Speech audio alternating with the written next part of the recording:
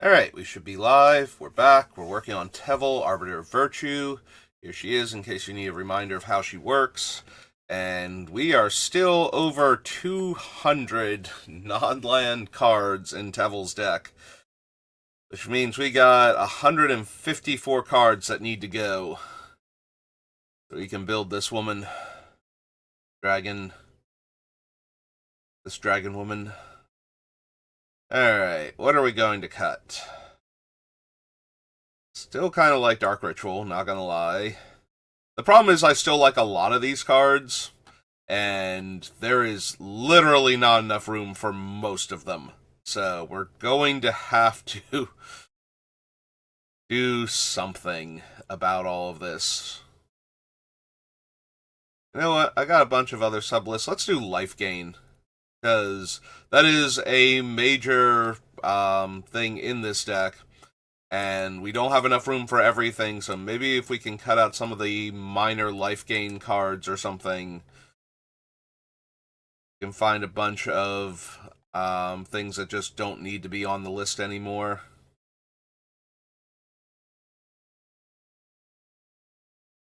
Let's find the cards that are all about life gain and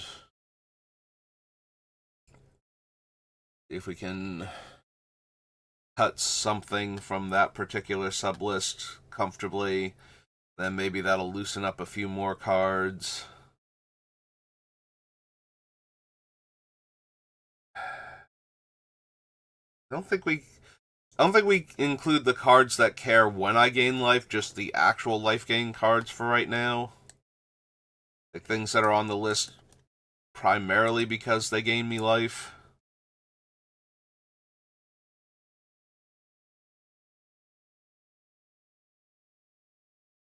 Essence Warden.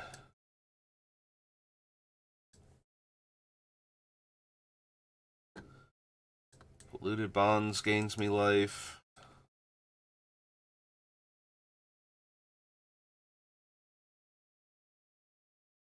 Yeah, Blood Chief Ascension drains too, and it is on the list partially because of the life I'll gain, so. Gold Moldaya, Right of Replication, Vampire Nighthawk is in here because of lifelink. And Death Touch and Flying, but, you know, lifelink. Basilisk Collar, same deal. Sanguinate. Platinum Empyrean, you don't actually gain me life. You're breaking up Sanguinate and Worm Coil here. Sangromancer and Fangren Marauder are both in here to gain me life. It's 10, this is 11. Good friend Batterskull.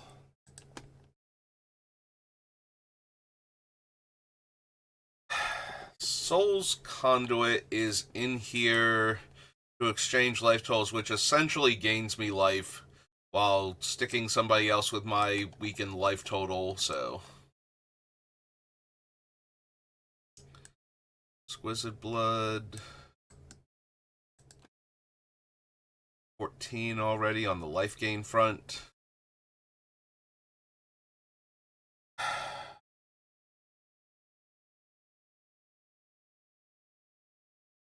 Yeah, okay, Bove Nylea does gain me life.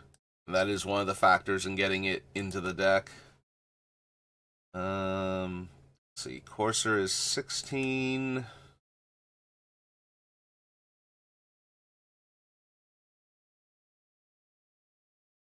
Two retreats will be number 17. Noxious.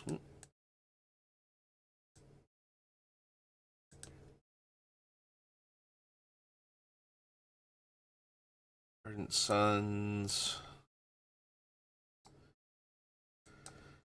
I mean, in theory, I would gain life from Twilight Prophet if it ever successfully triggered. That's 20. Tadiova's 21, actually.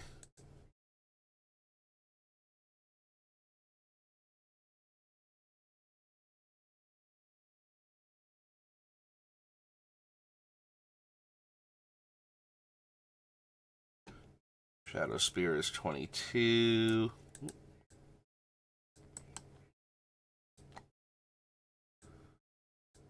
Bastion's 23.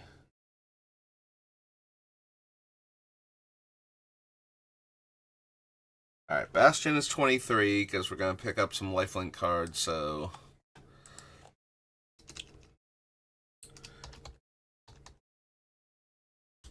Lifelink. Life gain.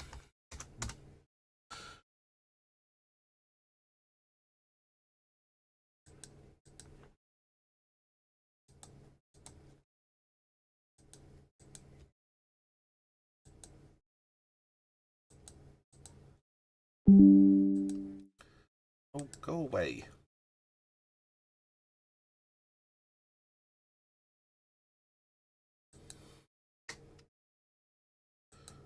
Restless Color, Sanguinate, Warm Coil,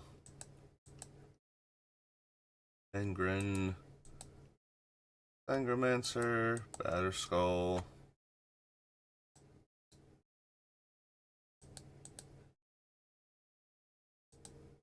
Oops.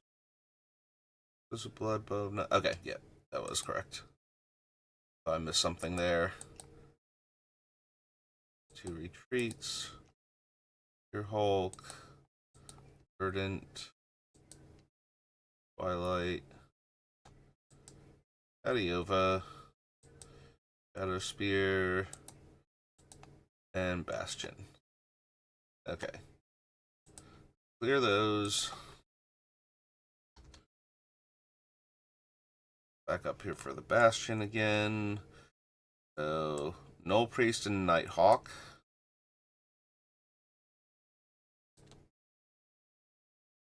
Ending of the Old Gods, Mirror Lake. Alchemist cares about life gain, but does not actually gain me any life. Massacre can gain life. Henrika.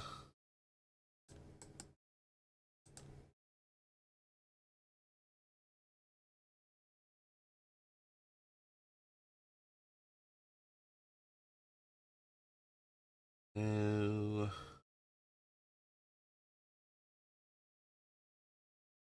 No. None of these gain me life. Inherently, anyway. Some of them.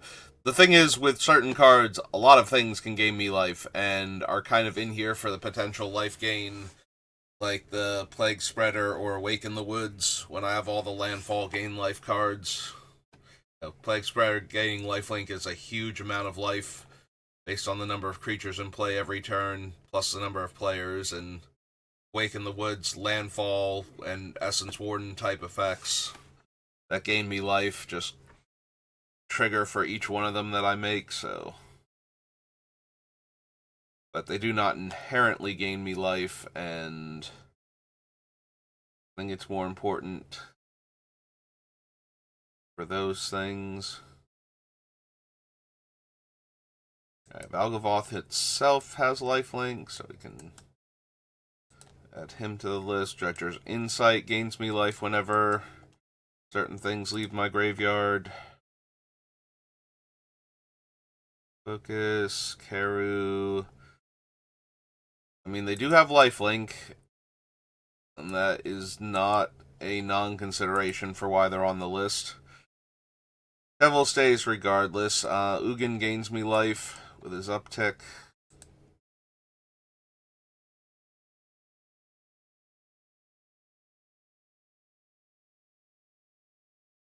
Primeval Bounty gains me life.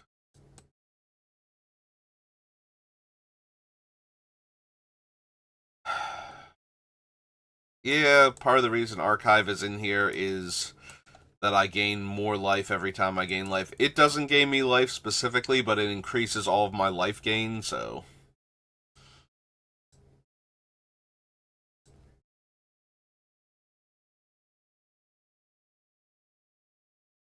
Archon gains me life.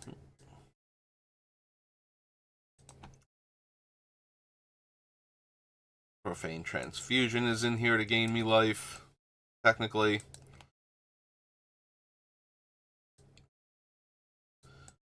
Scavenging Ooze. Ikra.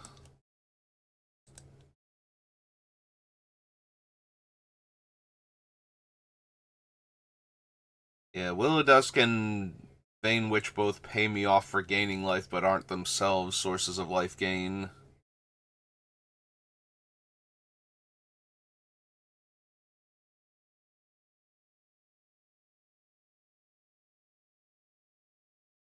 Metamorphosis Fanatic has life gain and gives it to creature it revives.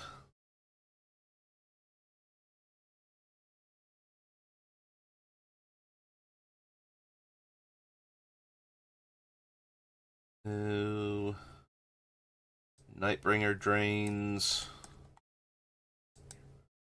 16 again.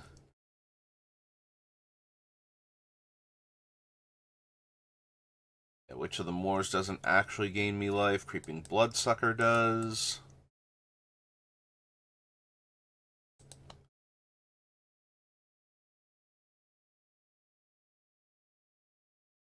Okay. All the way to the bottom.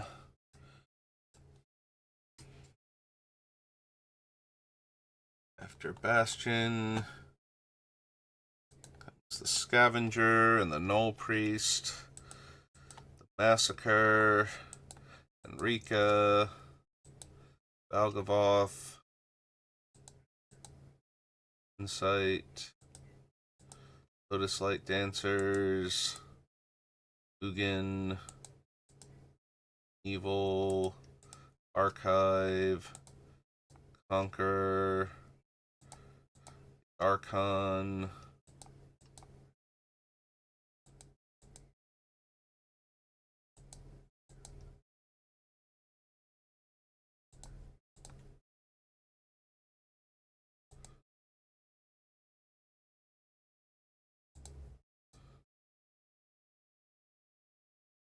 And Creeping Bloodsucker. Okay.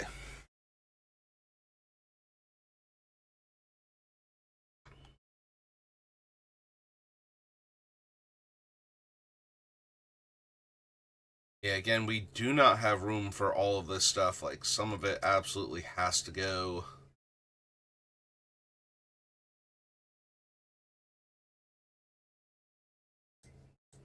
Honestly, Nighthawk is probably too low impact by itself.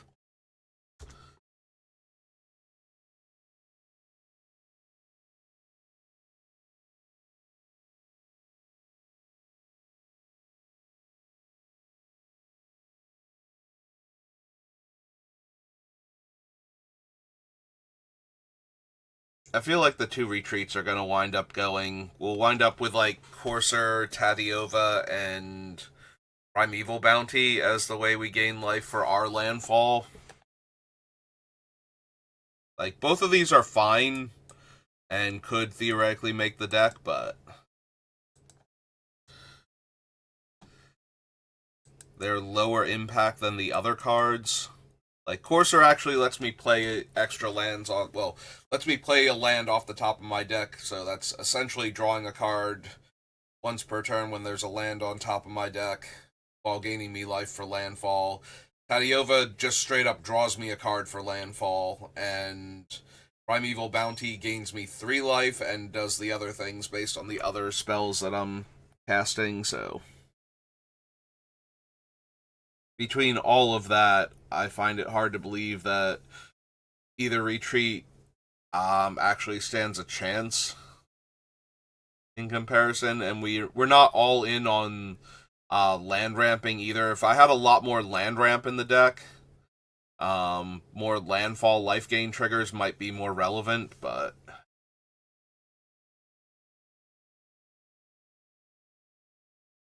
honestly, I'm super inclined to ditch Twilight Prophet because that thing never lives. This is the biggest lightning rod I've ever played with, and it almost never get like. I think I've told this story multiple times, but literally the only time I've ever made this thing work was in the Commander Masters draft. And I saw one person in a game of Commander I was like an actual game of Commander I was in resolve it and get a single card off of it before it died. Like it took a turn cycle to actually kill this thing once it was online.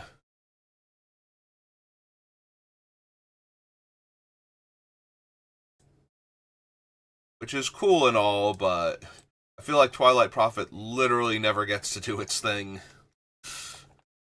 Despite the fact that I've seen it do its thing twice. It still feels like it literally never gets to do its thing. Hmm.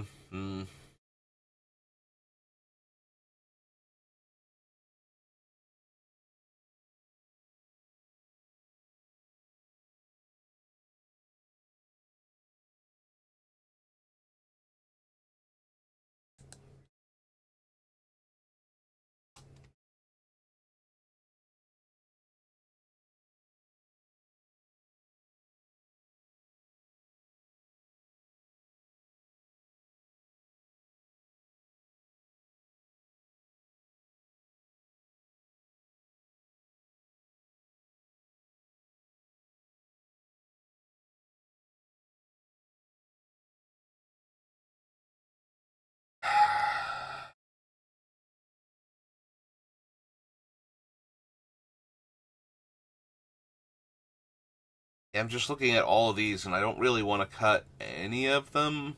Like, we cut a few things, but it was stuff that I was considering cutting anyway. Alright, let's go up to the self-mill list, because we made that right at the end of the previous stream. And maybe I can talk myself into cutting a few more cards from that list.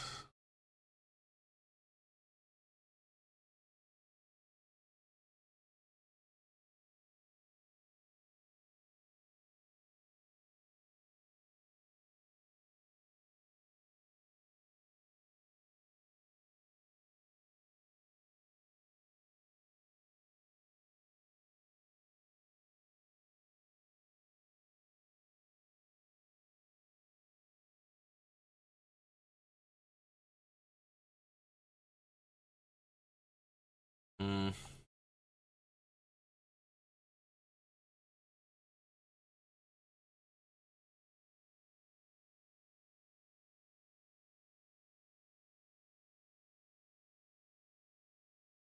Yeah, there's nothing inherent that I want to cut, but 2, 3, 4. Okay, let's get rid of you 4. Yeah, this is bad. I am. Alright. Vampire Nighthawk is.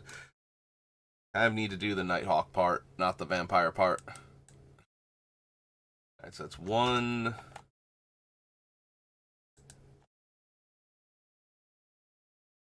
2 retreats. 2 and 3.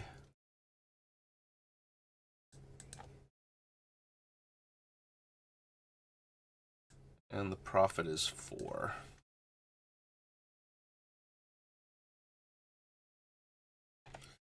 Alright. Down to 210. This deck. This deck is gonna kill me. There are so many things I want to include, and I do not have room for any of them. Like, literally any of them at this point.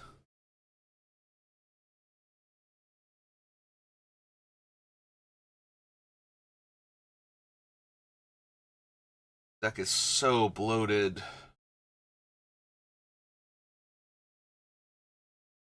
I am kind of feeling the whole swap out the 3 time warps for time stretch. Time stretch was originally from Odyssey. Okay. So.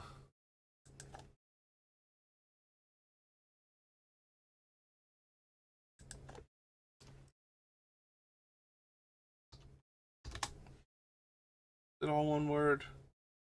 No, it's 2 words. Okay.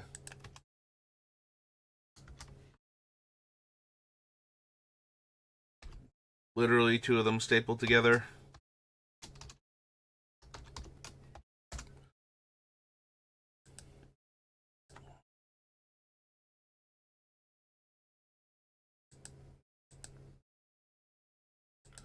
Oh, not time spiral, we go time warp.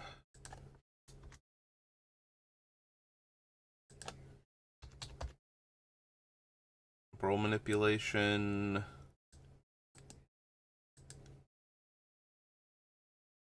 And capture. So, cut 2 cards off the list because of that. As we cut 3 and added 1.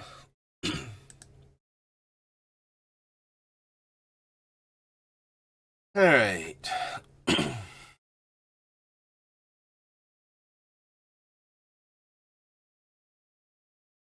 What else can we lose from this massive bloated list?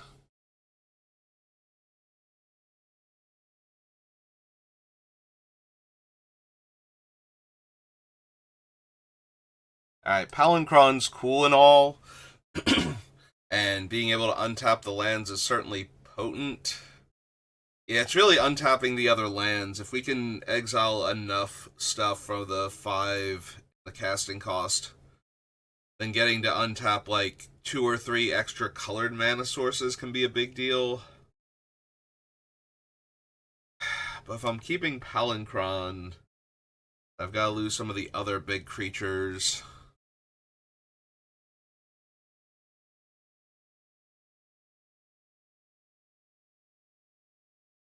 Maybe we lose Time Spiral instead of Palinchron.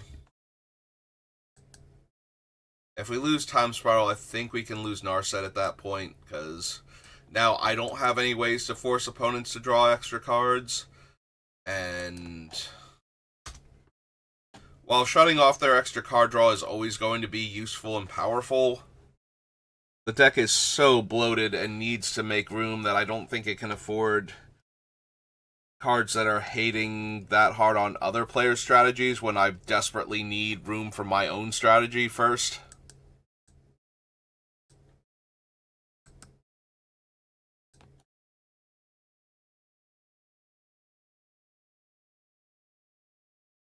Get rid of those 2.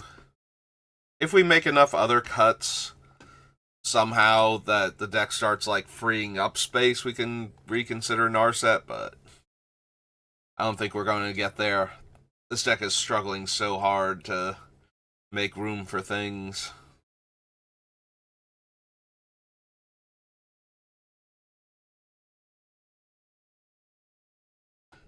Yeah, we can probably lose Defense of the Heart. It lets us bypass some of the higher casting costs on our things, but that's kind of the point of our commander, too. So, straight up cheating stuff into play is, like, it's fine to have stuff that does that, but it's not essential when we're already going to be cheating on the casting cost of things with our commander, ideally, so. Fabricate, Lightning Greaves, Mindslaver, O-Stone, Tooth and Nail.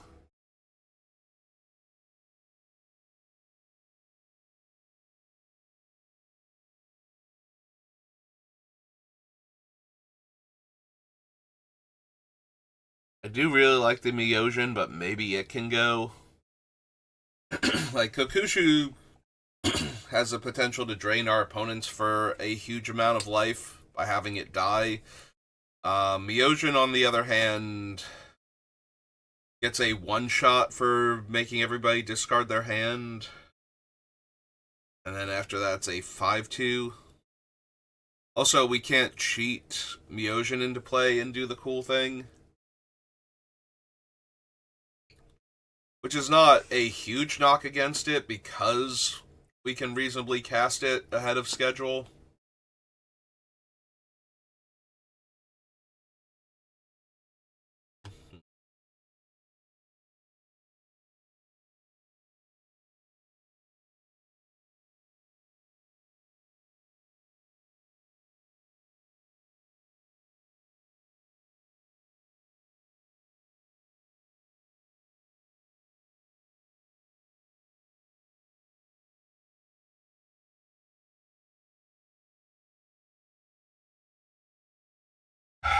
Do we lose Blood Chief Ascension? I think the answer is no. Not only is it useful for gaining the life once it's online, but any of our mill cards that we can redirect to opponents after that become incredibly powerful. Like Blood Chief Ascension and Traumatize will one-shot an opponent in almost every case. Like milling 40 plus cards and taking 80 plus damage is just not a thing the normal commander player can survive. They have to be like a dedicated life gain deck to take that hit. Or have ways to stop life loss from happening.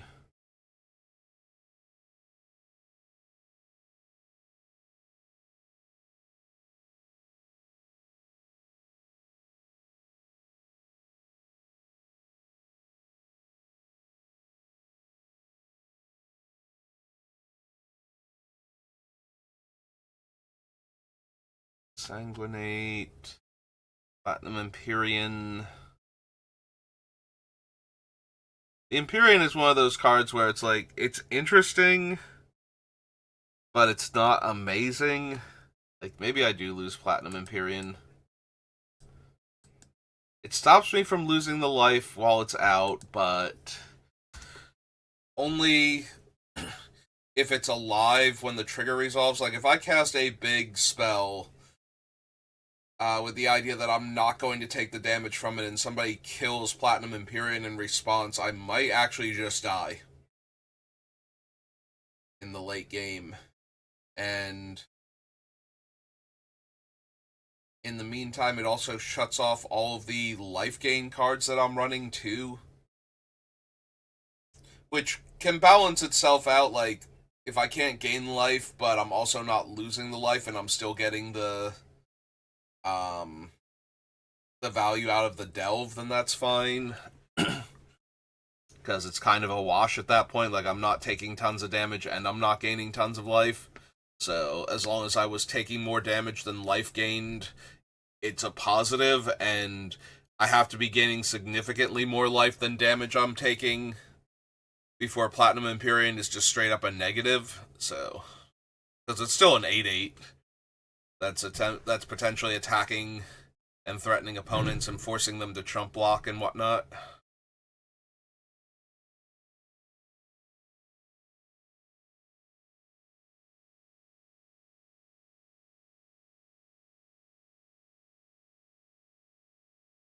I did not put Shoulder of the Apocalypse on my life gain section.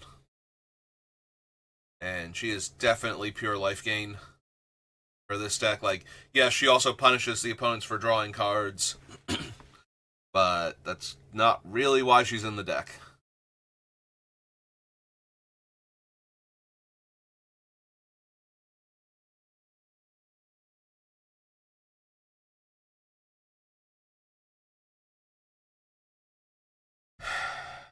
It's possible I cut the Metamorph. Metamorph's just so strong, though. The fact that I can cast it without actually paying any mana with Teval in play. Like, just copying one of the massive life gain creatures that isn't legendary to gain tons of life back. Double Verdant Sun's Avatar or something.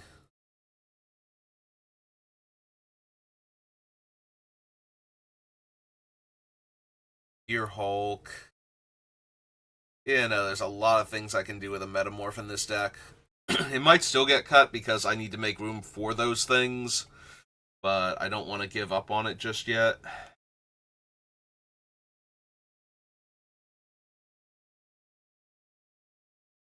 I'm getting closer and closer to cutting Grave Betrayal, despite the fact that I absolutely love the idea of Grave Betrayal plus Grim Feast plus Verdant Sun's Avatar and just kill your guy, and then I gain life, and then it comes into play under my control and I gain life, and I might have to give up on all of these like little dreams in between. Yeah, let's lose Crewfix. We already should have enough mana. Don't need Crewfix. Torrent Elemental, Ceaseless Hunger. I do like Void Winnower on the list, and I'm inclined to keep it, but we might not have room. Same might be true for the Gitrog.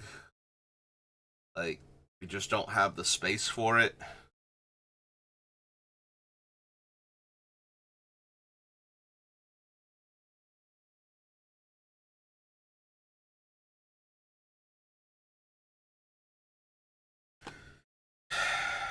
Yeah, the more I think about Muldrotha, the more I think we're going to eat so many cards out of the graveyard that we're not going to have anything for Teval anymore with Muldrotha, which might be fine, is the issue. It's like, oh no, my Yawgmoth's Will ate all of my graveyard. This is so terrible.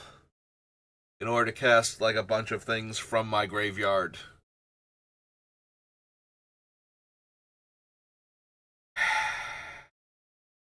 I keep doing this to myself. This is a full-on, like, deck equivalent of a hoarder situation where we need to get rid of stuff, but every time I see the thing, it's like, but I really want to keep it. That's why it's still here.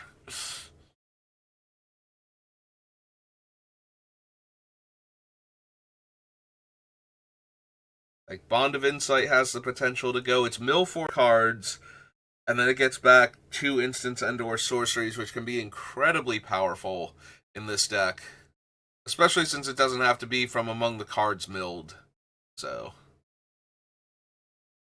that's one of the main things that's keeping it in the deck, is that I don't have to get it from among the milled cards.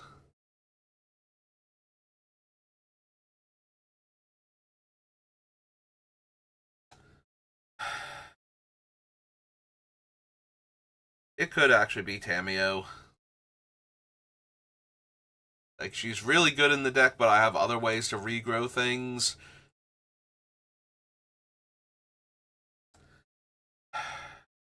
Some combination of some of these cards is going to have to go, and I don't know which ones I want to get rid of. Like, I could be getting rid of Bond of Insight because it's a one-shot. I could be getting rid of Tamiyo because I'm going to get to use her once, and then somebody's going to kill her, most likely.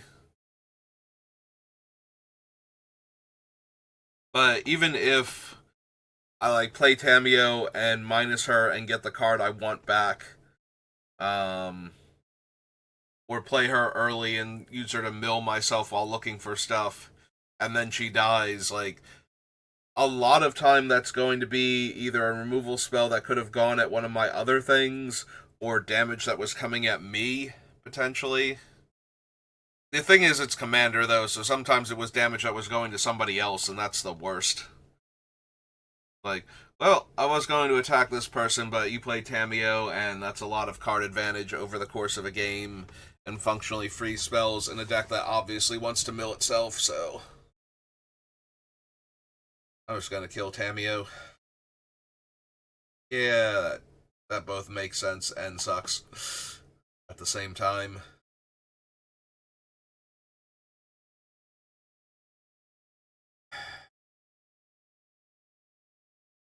Maybe Alchemist 6+ mana every turn that Tevel does something. It is offset enough by having to play the card in the first place. Problem is, that's so much mana from one card.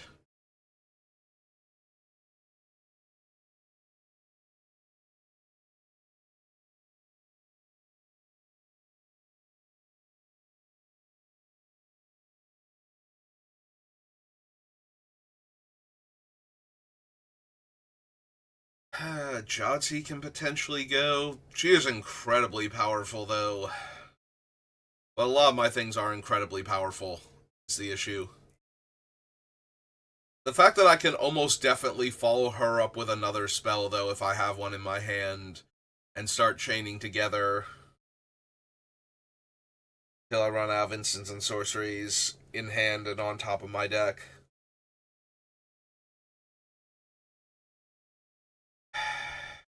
Yeah, I think we can still lose her, though. Like, she's incredibly powerful, but we have other cards that are incredibly powerful too, and they don't require a specific card at the time.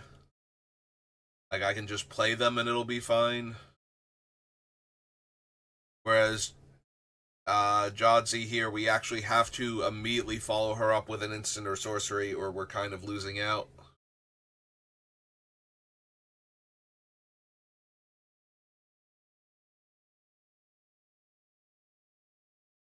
Also, there are ones that do similar things, like Jingataxis here, where it's also artifacts, so it opens up more options for me and does other stuff. Or to get that value immediately.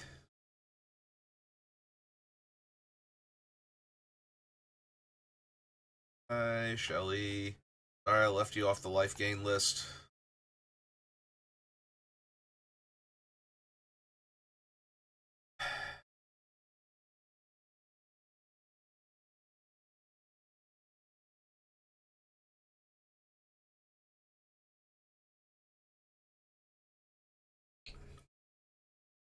God, Awaken the Woods is so good with some of the cards in the deck, but not with other ones, and I'm going to need to make cuts. Like, I feel like Awaken the Woods is eventually going to go. For the same reason that a lot of these cards are eventually going to go, it's like, I just do not have room for you. Like, you're a really powerful card, and I really like having you in the deck. I do not have room at all. Not even close. This is why we keep going through the list and removing cards. It's like, okay, what cards, if I absolutely have to part with things, like, which cards can definitely go? And sometimes we get cards on the list like these, and sometimes we just chip away, like, loosen up some of the cards, so that way on a future pass we can actually get rid of it, but... yeah, this list is so obscenely bloated at this point.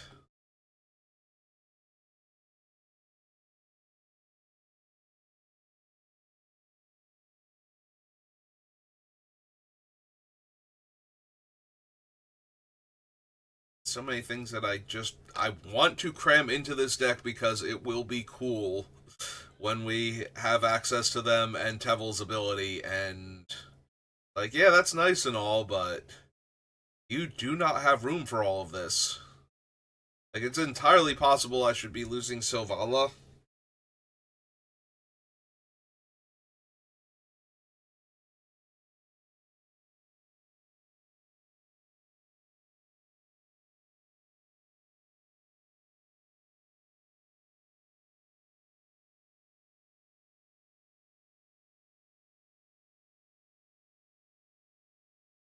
Persist 6. Fusion. I might have to lose some amount of the make bodies when cards leave my graveyard because I just don't have the room for all of them.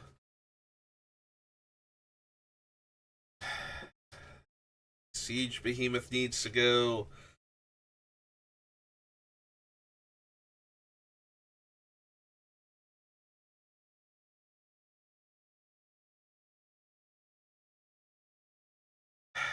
Maybe Willow Dusk isn't good enough. I really like having her as an option, though, for like Teval hits, I gain 6 life, I tap her, I put 6 counters on Teval. Like, Teval already didn't get killed, so in theory, Teval gets to keep going at that point.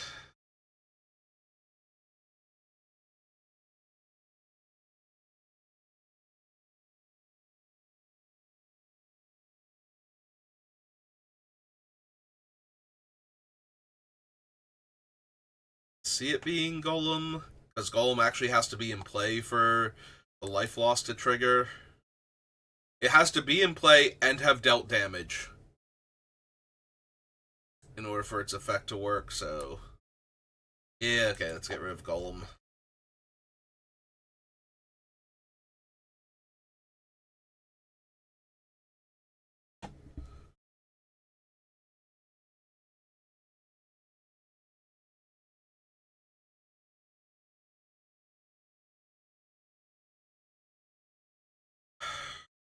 Could be Will of the Temur. Like, both modes are pretty strong, but neither of them are anything. It is one of my card draw spells, and the fact that it can also copy something and have it be a 4/4 dragon version are both good.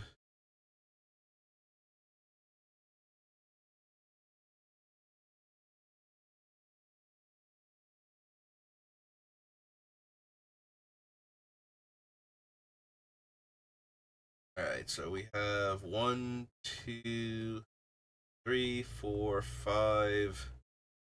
5 cards off the list. Let's double check that. So, rid of Golem is 1, 2, 3, 4, 5. Okay.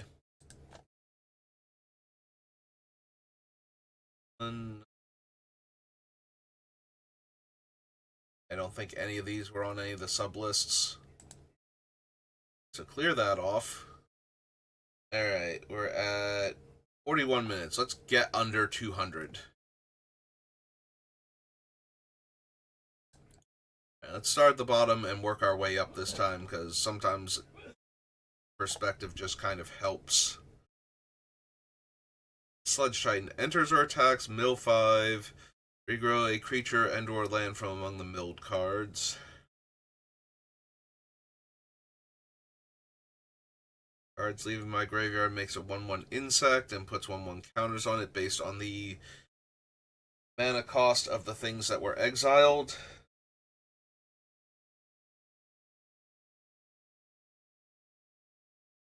Bloodsucker. Which of the Moors?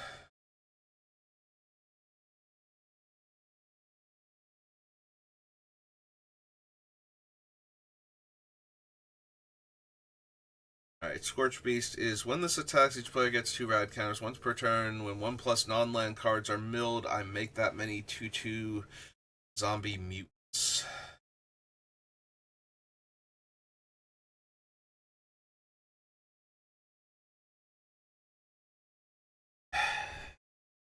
I do really like the Shard in this deck, especially. Like, it's one of the few 8-drops that can gain so much life that it actually offsets the 8 life lost by itself.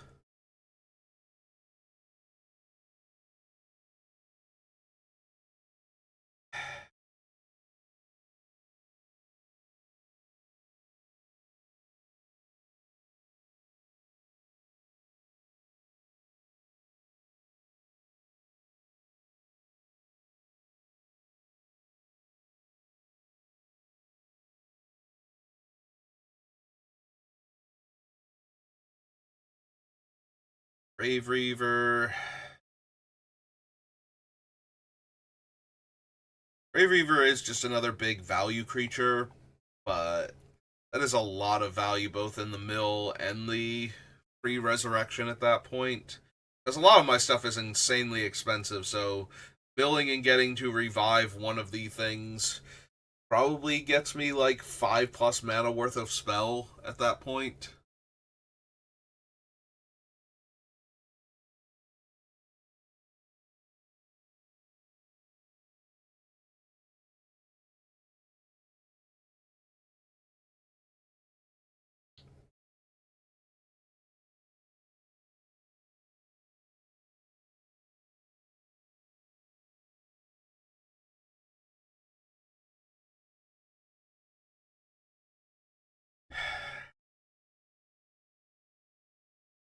Possible Curse of Unbinding goes, it is so strong though, just on ourselves, like milling until we hit a creature, putting all of those non-creature cards into our graveyard to be fodder for Teval, and bypassing the casting cost on the creature. Like, even if we dome ourselves for 7 initially by casting this, it doesn't take a whole lot for us to gain enough value back from life not lost off of our creatures. Now look, if I take 7 and I hit like a 4-drop, is it worth it to take 3 more life if we drew an extra card off of that creature, essentially?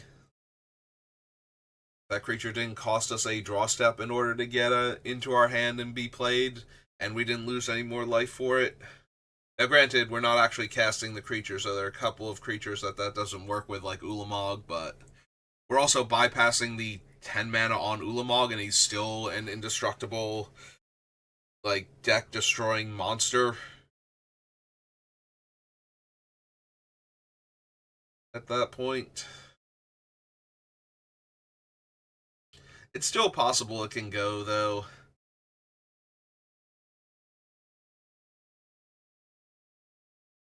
Siege Behemoth can still potentially go.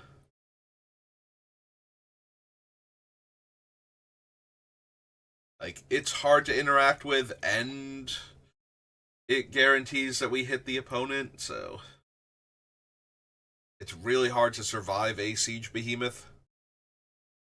And even if the Behemoth dies killing an opponent, we have a bunch of different ways to bring it back, so you have a very real chance of killing multiple opponents.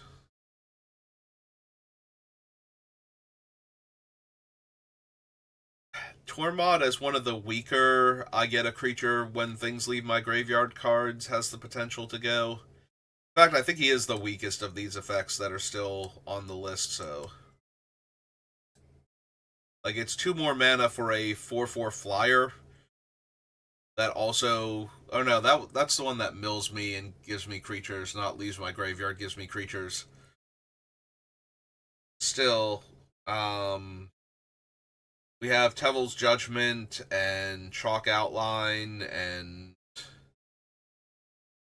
we didn't even bother with Desecrated Tomb, so yeah, we probably lose Tormod at this point.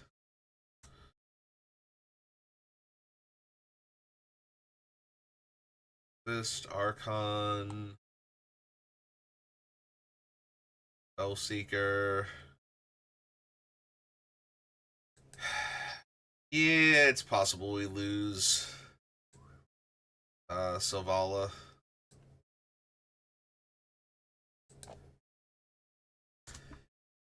She has a lot of mana once we get going, though. Very similar to the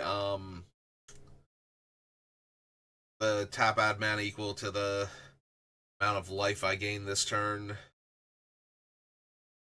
And slightly easier to get going than that. Maybe I should cut that one first and then cut Selvala. If I still want to cut something. Yeah, maybe that's better. Maybe we leave this and get rid of the Alchemist instead. Because the Alchemist requires that I gain life constantly in order for it to function, whereas Selvala just requires that the big creature be in play, and as long as one of my big creatures is in play, Selvala works, so...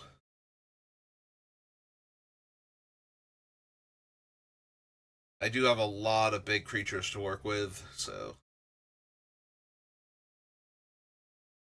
Also, while that thing is worth 6 mana because it doesn't have any mana in the activation cost, having Teval in play means that Selvala taps for 5 anyway. Yeah, I think we get rid of the Alchemist first. And then decide if we still have room for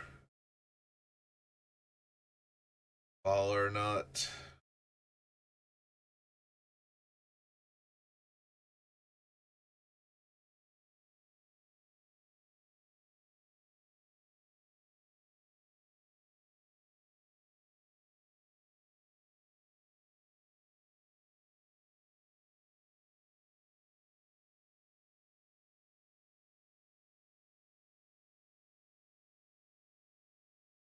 Still really want to keep all of these. Alright, Defile Crypt is another one of them. It makes the 2/2. Granted, that one's a once per turn, but cards will be leaving my graveyard on a pretty constant basis, so still gonna get a 2/2 every turn cycle at least. Possibly multiples if things leave my graveyard on other players' turns.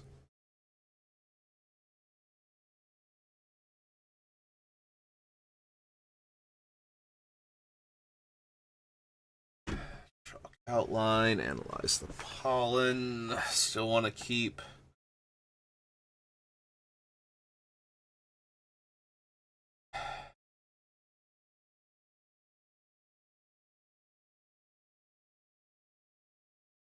do I still want to keep Analyze the Pollen? So I need to exile 8 mana worth of stuff in order to get a creature or land.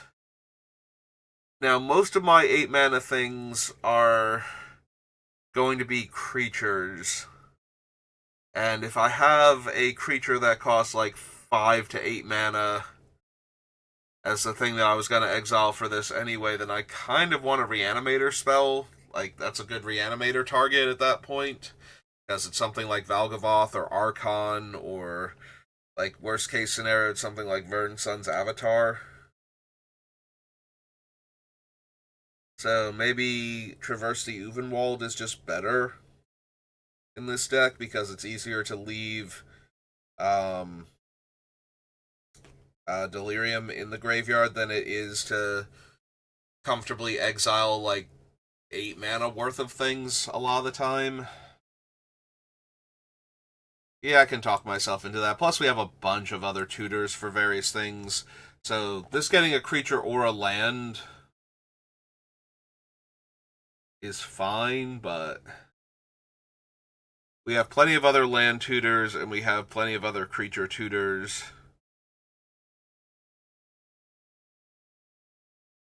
I think we can afford to get rid of it. Also, I'm hurting for things to get rid of. If I think I can get rid of it at this point. But let's do that.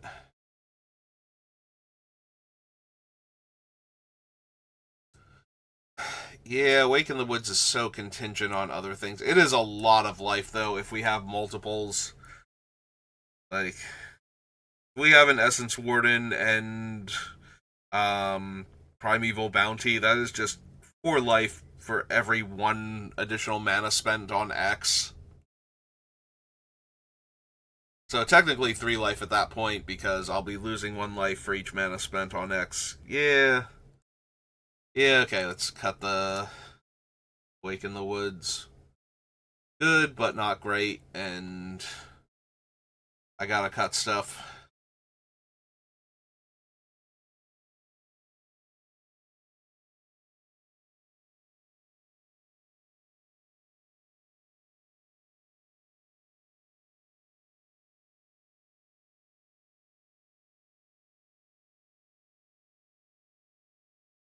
It's the Alchemist.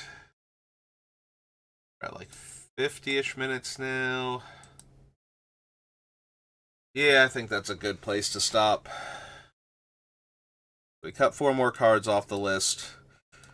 So, 197. So we got below 200.